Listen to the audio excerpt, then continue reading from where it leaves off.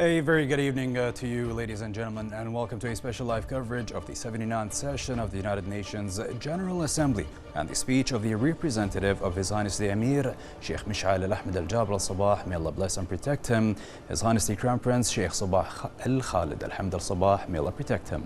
The 79th session of the UN General Assembly opened on Tuesday, September the 10th, and the first day of the high-level general debate began a week later. The theme of this year's session is entitled Leaving No One Behind, Acting Together for the Advancement of Peace, Sustainable Development and Human Dignity for Present and Future Generations, which highlights the shared responsibility of the international community to overcome various global challenges. On this special coverage, I will be joined in the studio by a distinguished guest to delve further into the activities of the UN General Assembly, so stay tuned. Sheikh Sabah.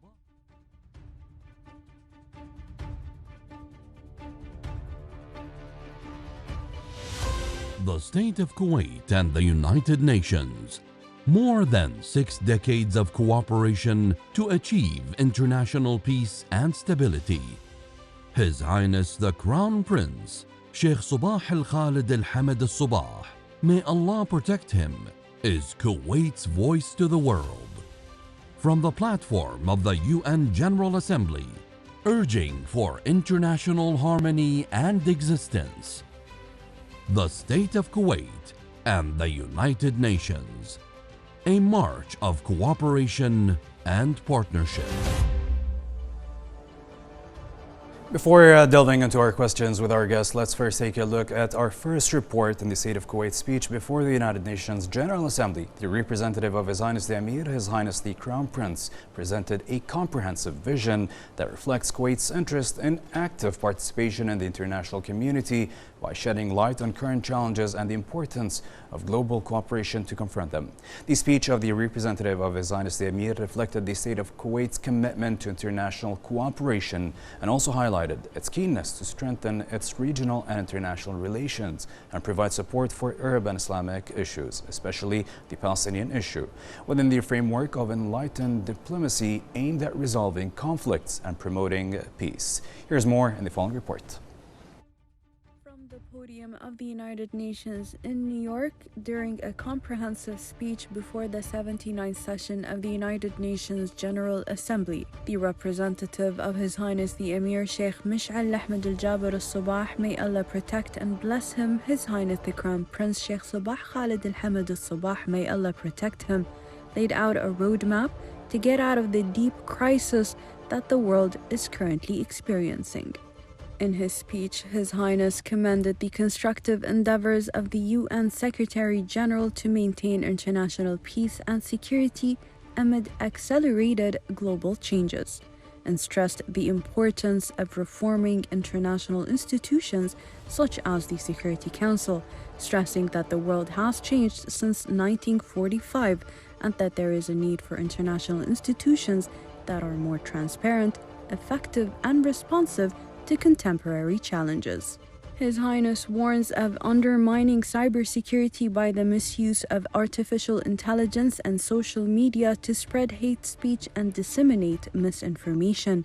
The speech also referred to the role of the Gulf Cooperation Council as a pillar of stability in the region, praising the efforts of the State of Qatar in strengthening this cooperation during its current presidency of the Council. The representative of His Highness the Emir congratulated the Kingdom of Saudi Arabia on winning the bid to host Expo 2030 and the 2034 FIFA World Cup, affirming that all of Kuwait's capabilities will be harnessed to contribute with the brothers in the kingdom to make them a success. The representative of His Highness the Emir also urged the Republic of Iraq to take serious steps to resolve outstanding issues with Kuwait, including border demarcation and resolving the issues of prisoners and missing persons, while calling on Iran to take serious confidence-building measures to start a dialogue based on respect for countries and non-interference in their internal affairs. His Highness devoted a large part of the speech to talking about the escalation of the Israeli occupation operations in occupied Palestine.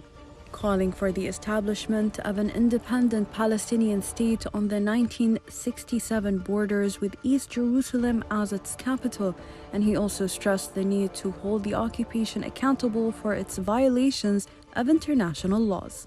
Regarding the Lebanese issue, His Highness stressed Kuwait's condemnation in the strongest terms of the airstrikes and military operations launched by the Israeli occupation forces against the Lebanese Republic's sovereignty in a flagrant violation of all international norms, including international law and international humanitarian law, calling at the same time for the importance of the full implementation of the Security Council Resolution 1701. His Highness discussed the situations in Sudan, Yemen, Syria, Lebanon, and Libya, stressing the need for political solutions that respect the sovereignty of these countries and ensure their security and stability. The speech touched on Kuwait Vision 2035, which aims to transform Kuwait into a financial, commercial, and cultural center, stressing Kuwait's commitment to international governance and international principles, and that Kuwait's foreign policy remains an important tool for achieving sustainable development.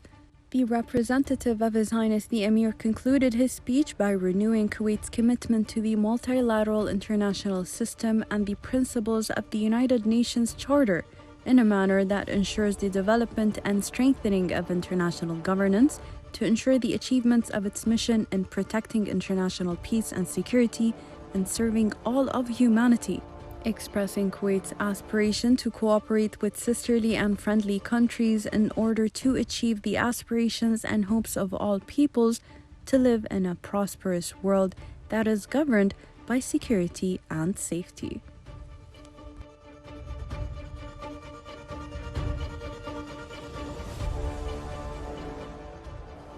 Ladies and gentlemen, let me first begin by introducing our special guest in the studio, political analyst Dr. Khalid Al-Jafawi. Dr. Khalid, thank you for being with us here today and joining us with your insightful feedback. Thank you for inviting me. Dr. Khalid, first let's begin. What are your thoughts on the speech that we just heard by His Highness the Emir's representative, His Highness the Crown Prince? I think the speech was very constructive, especially in its analysis of the situation in the United Nations. And His Highness underlined many of the issues of concern, not to Kuwait, but also to other countries in regards to reforming the United Nations institutions. And the speech also was very clear in its objective to draw the attention of the United Nations members to look at the nature or to rethink about the nature of the Security Council in today's world. In a changing world, we need to think about how the conventional and traditional role of the Security Council should be upheld. In other words, in a changing regional and international arena, the speech underlined and also highlighted the importance of the United Nations to be more inclusive, especially of the emerging economies and the emerging regional powers. And thus the speech finally basically addressed different topics relating to some of the conflicts in our region, the Middle East, and also in Africa in regards to Sudan, and also in Lebanon and Syria and Yemen. And I think the speech was well written, and also because it was very informative, it was very constructive, and it was very direct in its approach in tackling the issues that the United Nations institutions suffer. For example, to improve the administration of the United Nations, to make the United Nations as a more equal institution, to be more representative, and finally to be more inclusive of different and emerging voices. Speaking of changes, you mentioned earlier, and especially now that the world have seen many changes going on, His Highness spoke about the importance of reforms to the United Nations. How important is it that the organization undergoes those changes? I think for the sake of implementing or at least maintaining peace and security around the world. In today's world, we have different regional and also international conflicts, like the current conflict in Palestine and in Lebanon and Ukraine and in Sudan and different parts of the world. And I think the United Nations need to at least encourage its members, especially the 5 permanent members of the Security Council, to recommit to the conventions and traditions, and also the responsibilities of the membership of the United Nations. In other words, we need to see a more effective United Nations institution, and also different institutions that basically the United Nations basically supervises and manages. Thus, in today's world, in a world where we're almost very near to deadly international conflict emanating from the conflict in Ukraine, and maybe we can see very soon a very dangerous escalation of the situation between Europe and Russia and the United States. The United Nations role need to be re-examined, and also its inabilities, at least the inability of some of its institutions in maintaining peace and security around the world. And the speech of His Highness emphasized the need for international solidarity. And I think this is what we are missing today within the United Nations, the emphasis on international solidarity, search for peace, commitment of different members of the United Nations to their international and regional responsibilities. So ultimately, the United Nations is the only international organization and entity that could that can actually implement resolutions of conflicts. Countries or single countries cannot implement regional solutions, but the United Nations can. And without the improvement of the institution of the United Nations, I think we will not be able to see a more constructive approach toward resolving international conflicts. Dr. Khalid, as we know, changes could be good, changes could be bad, but as we are witnessing worldwide, that changes are happening on a fast pace recently, especially in the past few years. His Highness also touched on the emergence of artificial intelligence and cybersecurity. What are the dangers of AI in maintaining peace and security, in your opinion? I think the ultimate danger of AI today is the misuse of AI. In other words, the lack of international regulations governing the use of AI, because as we know, AI can be used to, it's an innovative, if you like, technology, but it can also be used or misused to spread false information. It can be used to incite terrorism, and of course, when we look at the AI, we look also at the use of the social media today. So the speech itself delivered a two-pointed criticism of these issues. In other words, the need for more regulations, more international abiding regulations of AI. As we know today in the United States, for example, there is a heated argument about the need for a regulation for AI, and thus the speech of His Highness highlighted a current and a very important issue facing our world today, because AI needs to be regulated, and this is the truth, and because the risk of not regulating AI will lead to escalation of social conflicts, military conflicts, and who knows what other crises created by an unregulated AI. So it's useful, but it needs to be maintained and secured, and cybersecurity should regulate it more. Indeed, yeah. There should be a set of regulations, at least implemented by the United Nations, and then consequently by different countries. Correct. But there needs to be a platform, a legal platform for governing or regulating AI. Well, thank you so much, Dr. Khalid. We'll take a quick break and get back to more questions. We conducted an interview earlier with Dr. Nabil Mikhail, a writer and analyst from Washington, D.C., and he spoke about Kuwait's role over the years within the United Nations. Let's hear his thoughts.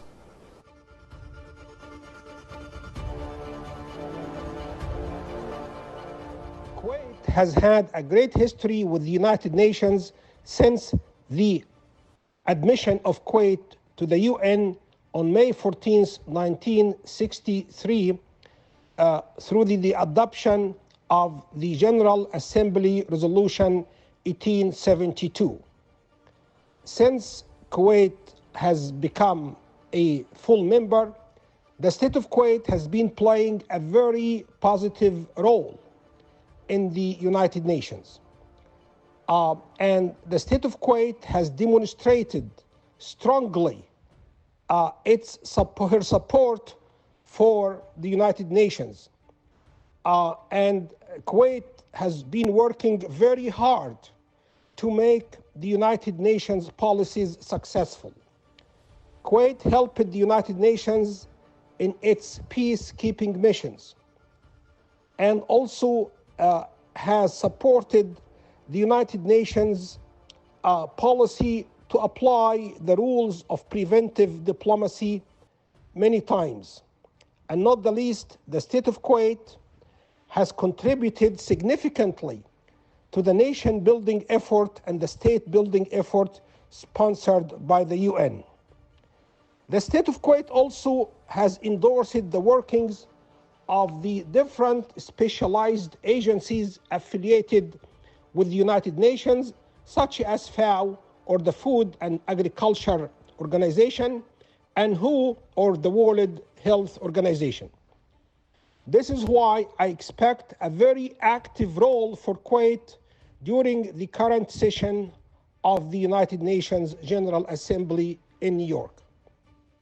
The United Nations will cooperate further with Kuwait, and the wise Kuwaiti diplomacy will formulate successful policies for the UN in fighting climate change, in defeating terrorism, in eradicating poverty, in preempting and thwarting and preventing the occurrence of another pandemic, and also to make globalization a good human experience, and to make globalization safe for the world. The world needs the good effort of Kuwait to render human existence safe, prosperous, and stable.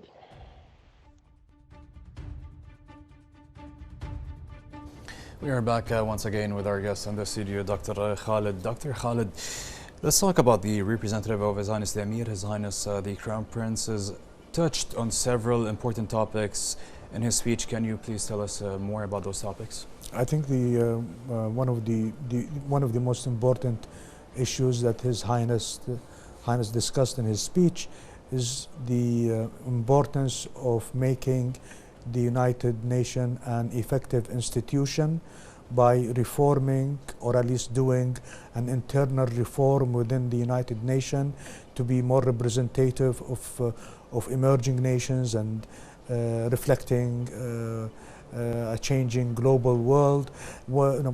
Also, the speech underlined the concern of the state of Kuwait in regards to the conflict in Palestine, in regards to what is happening in Lebanon, and the need to resolve the civil war in Sudan and also in Libya. And basically the speech underlined the constant and continual support of Kuwait of resolving, say, the issue in Syria through diplomatic dialogue.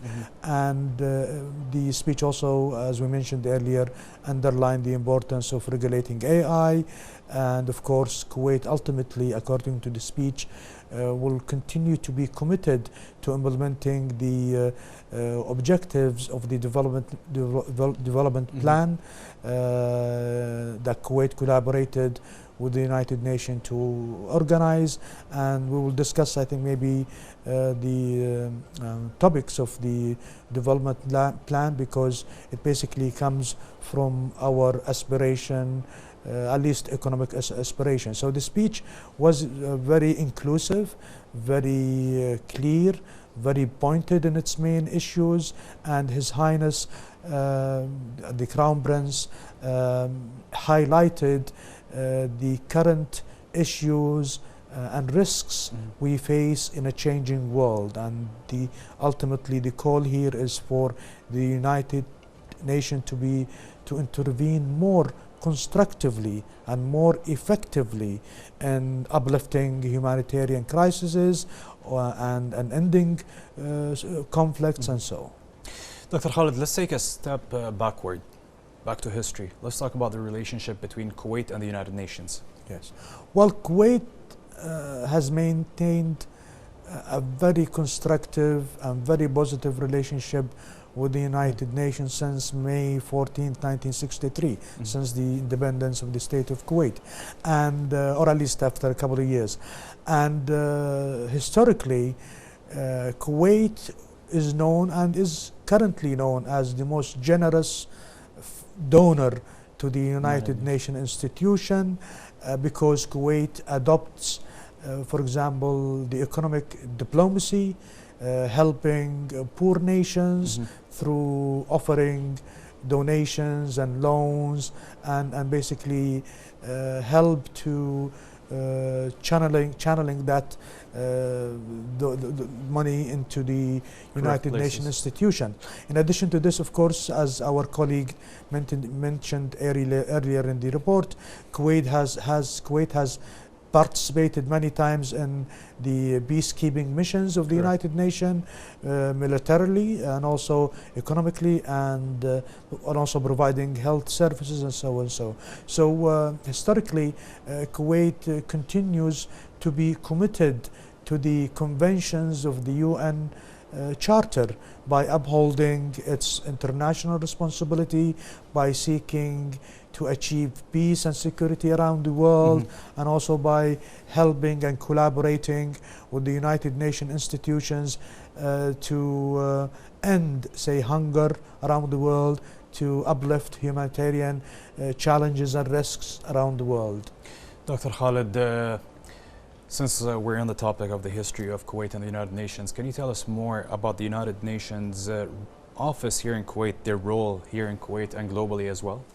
Well, basically, or fundamentally, the office itself, the role of the office is basically it's like a think tank. It's like a research center. It's like an effective strategic partnership between Kuwait and the United Nations for the sake of achieving our development plan for 2030 and 2035, meaning the local and international development plan. In addition to this, in addition to the strategic collaboration between this institution, this international institution, having an office of the United Nations in Kuwait will ease the process of economic collaboration. It can uplift the business environment in Kuwait. It can improve the economy in our local environment, and all of this comes through this very constructive cooperation with the United Nations office in Kuwait.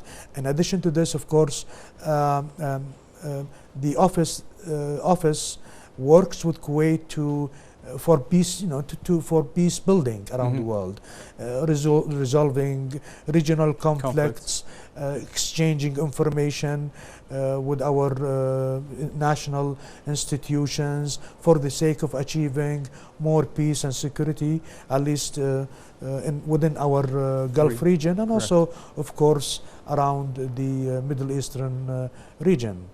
Dr. Khalid, before we get off here and take a quick look at our following report, let's remember together and shed some light on Kuwait's humanitarian work around the world. Well, I think one of the most important humanitarian work that Kuwait has done so far for issues that are of concern to to our Islamic and Arab world is its continuous support of UNRWA, the United Nations Palestinian Agency. In addition to this, of course, Kuwait, since its independence and since joining the United Nations, has contributed hundreds of millions of dollars in donations and humanitarian aid to people who suffered hunger in Africa, to different nations that suffered from natural disasters. And all these humanitarian works are done through very constructive and very positive collaboration with the United Nations. So, according even to the United Nations itself, by many of its leaders, Kuwait continues to play a role model in its humanitarian assistance worldwide, indeed. Yeah. Well, Dr. Khalid, thank you so much for sharing and reminding us of Kuwait's humanitarian work globally.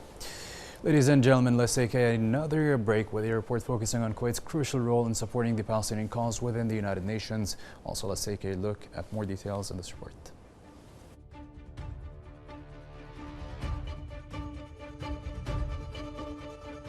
Kuwait has been and continues to be a firm backer of the Palestinian people and their rights on the international stage, out of deep belief that the fairness of their cause and the importance for the both Arab and Muslim worlds. This Kuwaiti stance has been always renewed year after year by the honorable political leadership. During the participation in the Cairo Peace Summit in October 2023, the Crown Prince, back then His Highness Sheikh Mash'al Ahmed Al Jaber Al Sabah, stressed Kuwait's equivocal rejection of the Israeli occupation. Officials called for forcibly eviction Palestinians out of their lands. He also urged the international community to shoulder its responsibility, provide protection for the Palestinian civilians, and stop the occupation's devastating war on the Gaza Strip. Kuwait also uses every regional and international platform to defend the Palestinian rights and called for ending the occupation and the establishment of the independent Palestinian state on the pre-June 5, 1967 borders with Jerusalem as its capital. Delivering Kuwait's speech before a UN Security Council session on the situation in the Middle East, Kuwait Minister of Foreign Affairs Abdallah Al-Hayya renewed Kuwait's firm solidarity with the brotherly Palestinian people and support to their legitimate rights, topped with establishment their independent state and achieving a comprehensive and fair peace. Al-Hayya said this will lead to achieving security, stability, and development in the region.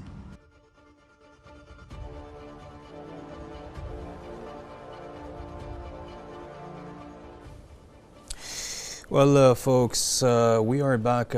Before we continue with our guest on the issue of Palestine, let's once again listen to our recorded interview with the writer and analyst from Washington, D.C., Dr. Nabil Mikhail, on the possible outcomes of the United Nations General Assembly in light of the escalation in the Middle East.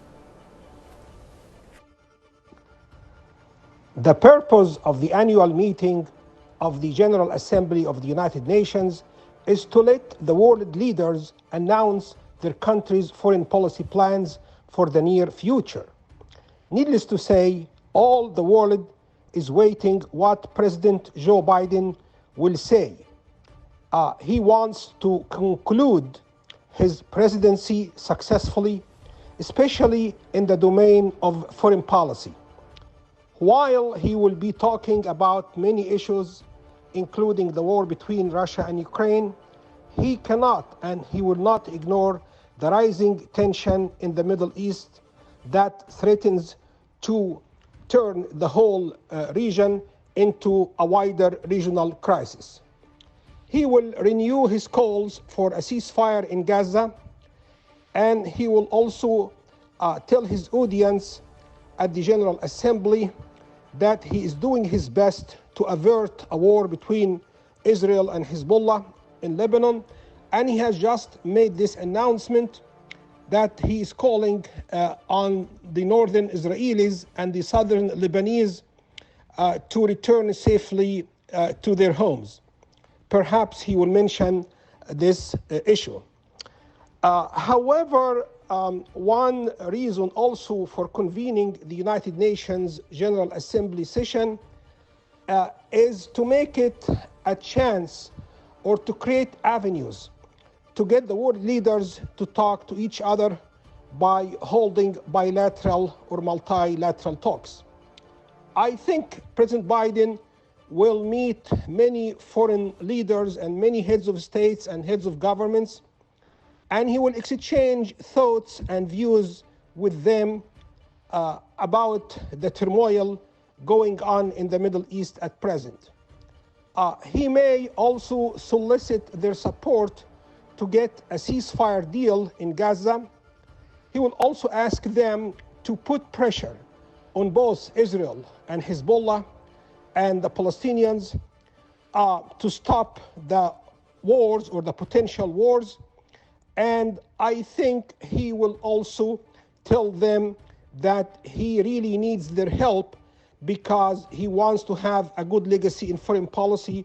So the General Assembly meeting is a chance to get a peace deal done in Gaza and to prevent a war from happening in Lebanon.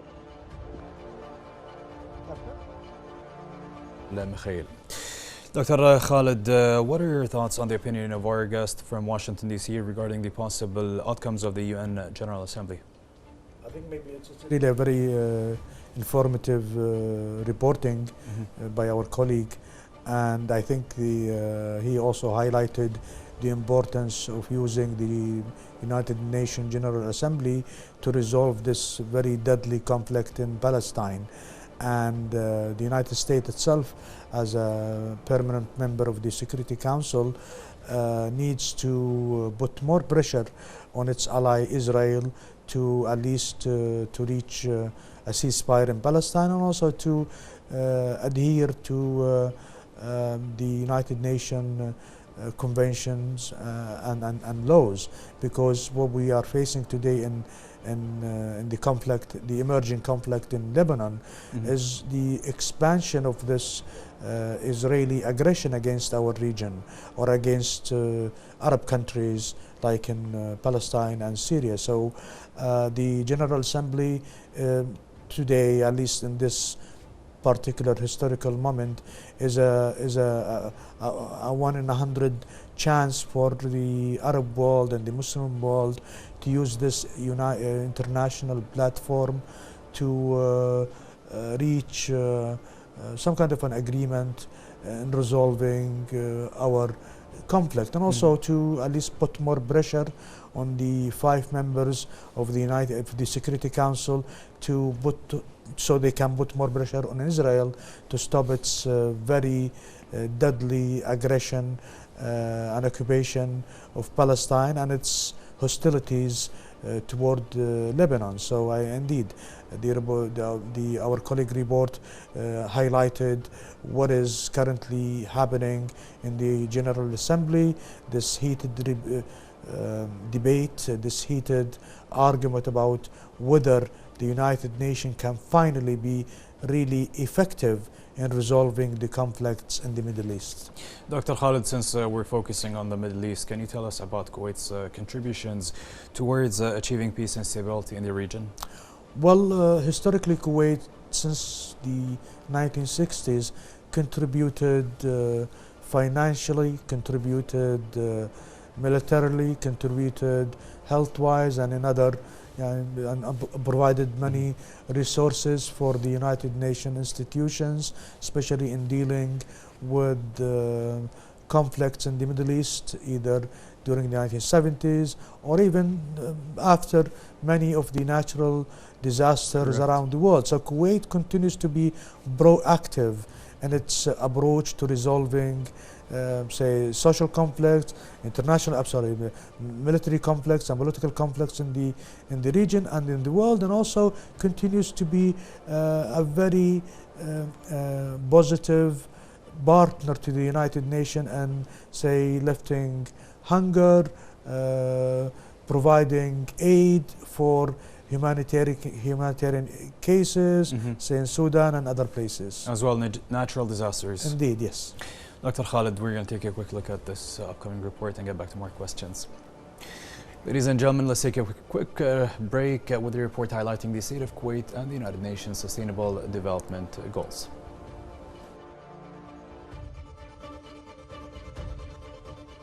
The Sustainable Development Goals are a global call to action to end poverty, protect the earth, environment and climate, and ensure that people everywhere can enjoy peace and prosperity.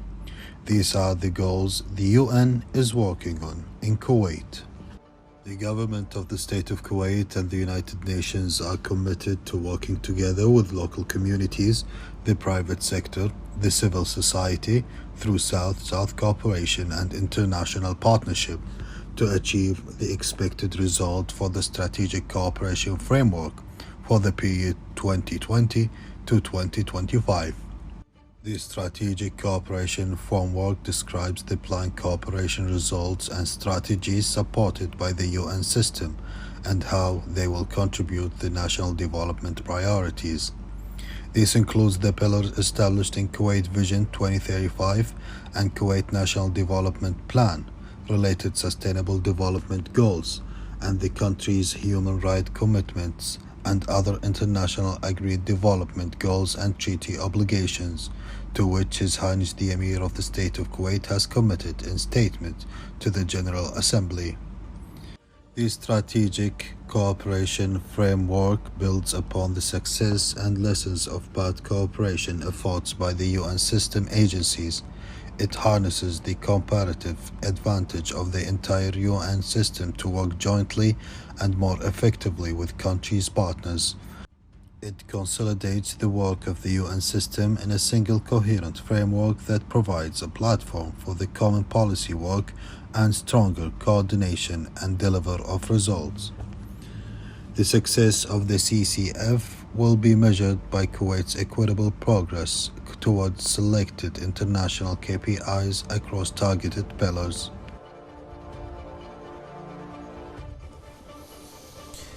And we are back to continue our discussion now with Dr. Khalid Al-Janfawi. Dr. Khalid, how is the UN supporting the Sustainable Development Goals here in Kuwait? Well, it supports the development plan in Kuwait by providing strategic partnership. Also, through the Office of the United Nations in Kuwait, we will be able to improve our local economy. In other words, the United Nations can contribute to improving the business environment in Kuwait. Ultimately, our Kuwait Vision 2035, or the objective of that vision, is to transform Kuwait into a commercial and financial hub by the year 2035. And we will be able to achieve such a goal by continuing our collaboration with the United Nations, at least on the consultation basis, in order to achieve what we think is an important step toward transforming our economy, at least reducing our reliance on oil, investing more in clean energies, and so on. So that's with the support of the UN, or is that Kuwait's initiatives regarding sustainable development by itself? Are they separated, or are they together? Yeah, they are actually separate, because the International Development Plan has initiative has 17 goals, and it's like let's say a master plan for all countries. Correct. to implement, and the deadline for that international plan is 2030. But yet in Kuwait we have our own agenda. Vision 2035, which basically uses many of the objectives of the United Nations plan. Also, we have our own vision, national and local objectives. For example, one of the most important strategic points in our national Kuwait Vision of 2035 is to transform Kuwait into a regional commercial and financial hub. Correct. And I think we have achieved so much in that regard, or in that plan. And the consultation with the United Nations, especially providing strategic planning, ideas about uplifting the economy, improving the business environment, all these United Nations expertise or experience can benefit us in achieving our ultimate goal, which is basically a new Kuwait, a new 2035 Kuwait. We have achieved a lot, especially here in our local agenda, especially going paperless with all the applications that Kuwait has created to make it easier for citizens and expats here in Kuwait to ease their paperworks, let's say. Yeah, indeed. Yeah, actually, just recently, a couple of days ago, the government proposed a new plan for providing citizens with resources for renewable energies, solar, energy. Solar energy as in electricity. And this is one other step in achieving the 2035 clean energy objective. Correct. So we are actually moving two steps ahead. Two steps ahead of our plan. Dr. Khalid, we're going to take a quick call again and get back to more questions. One more call back with Dr. Nabil Mikhail from Washington, D.C. on the UN efforts in achieving sustainable development goals. For sure, the United Nations General Assembly meeting this year will mention the Sustainable Development Goals. It is an old United Nations project that was first announced and conceived in the year 2015.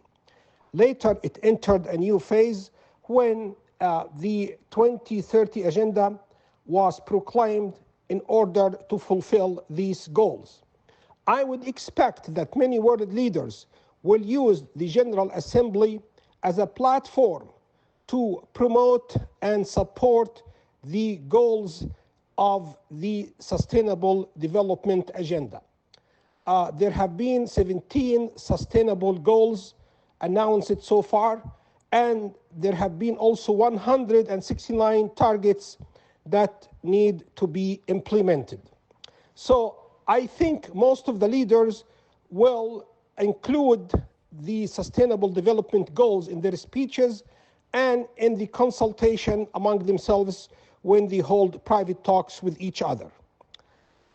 It has also to take into account the likelihood of the occurrence or the repetition of another global epidemic such as COVID-19. And I also think that the speeches should emphasize peace, because if there is no peace or no conflict resolution effort, the achievement of these goals will not be realized. I expect also that many speeches will try to define the concept of partnership that was mentioned in the Declaration for Sustainable Development Goals in a more accurate and in a more defined way. So basically, the concept of partnership will be better understood. I also think that President Biden will stress the fact that the United States will still be committed to sustainable development goals after his presidency, whether the new president is Kamala Harris or the new American president is Donald Trump. Ladies and gentlemen, we're back with political analyst Dr. Khalid Al-Janfawi to continue our discussion. Dr. Khalid, His Highness the Crown Prince pointed out the importance of reforms in the United Nations. Can you please tell us more about that? I think the speech of His Highness underlined the importance of reforming the United Nations internally for the sake of making it a more effective international institution. We have witnessed recently the inability of the United Nations to resolve some of the deadly crises, say in Palestine. Its inability, for example, inability to stop the Israeli aggression against our Palestinian brothers and sisters in occupied Palestine. It's now current inability to prevent Israel from expanding its aggression against different countries in the region, like say Lebanon. So the reform revolves around the effectiveness of the United Nations as an international institution, and also it's a call by new developed and developing countries for the United Nations to be a more let's say non-discriminatory institution, meaning the geographical distribution of the members of the United Nations is unequal today, because since its establishment back in the 1940s, it was actually based on a very outdated, outmoded, if you like,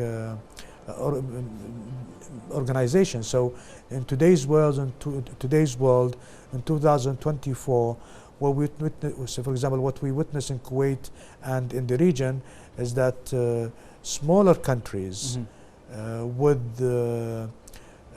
promising futures, with promising generations of youth, are aspiring to see a United Nation as an effective, as a positive institution that can actually achieve things on the ground, rather than being ultimately controlled by the wishes and decisions of the 5 members of the Security Council.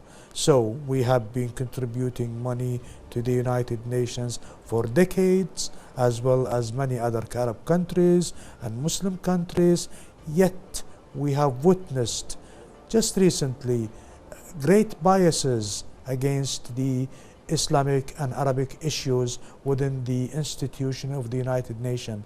We have also witnessed an inability of the United Nations institution to make all countries on equal footing when it comes to resolving military conflicts. Your answer brings me to a very important question. What is the importance, and how important is it for all UN members to support the same idea of global peace? Well, fundamentally, one of the most important objectives of the United Nations Charter is to establish international solidarity for peace and security.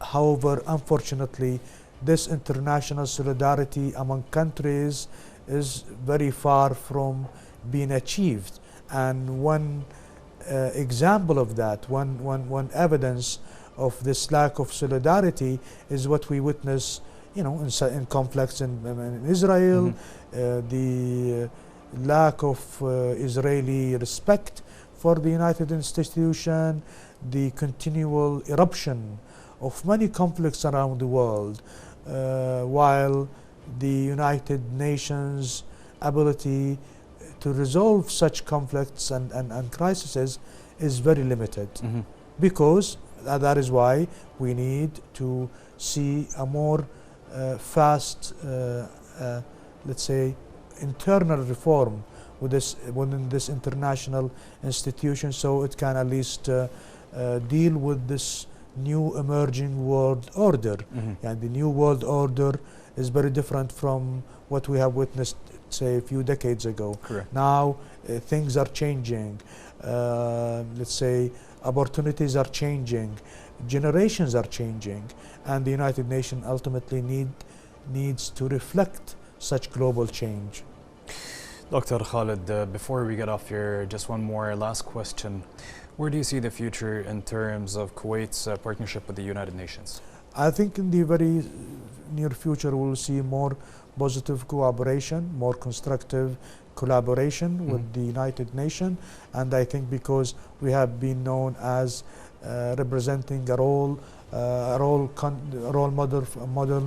model for a country that is very generous in its donations to the United Nations institution, I think we will see, or at least we require to have more say within the United Nations institutions according to our increasing, let's say, strategic importance. In other words, we have the resources, we have the ability to work within a United Nations that is more reflective of the third world, and also a United Nations that is non-discriminatory in its approach. Not the United Nations as an international institution, but to basically resolve the lack of the power for some of the United Nations institutions to implement resolutions. And this is what we need to see it. It's an international club of nations, and each one of those nations should be dealt with on equal footing. Well, Dr. Khaled, thank you so much. Thank you so much for being with us here tonight and joining us. It's always an honor to have you with us on set on KTV2. Thank you for inviting me. Thank you. Well, dear viewers, that brings us to the end of this special coverage of the participation of the representative of His Highness the Emir, His Highness the Crown Prince, at the 79th session of the United Nations General Assembly. Once again, from KTV2, we thank you for watching us. On behalf of the entire cast and I, we thank you. Have a good evening.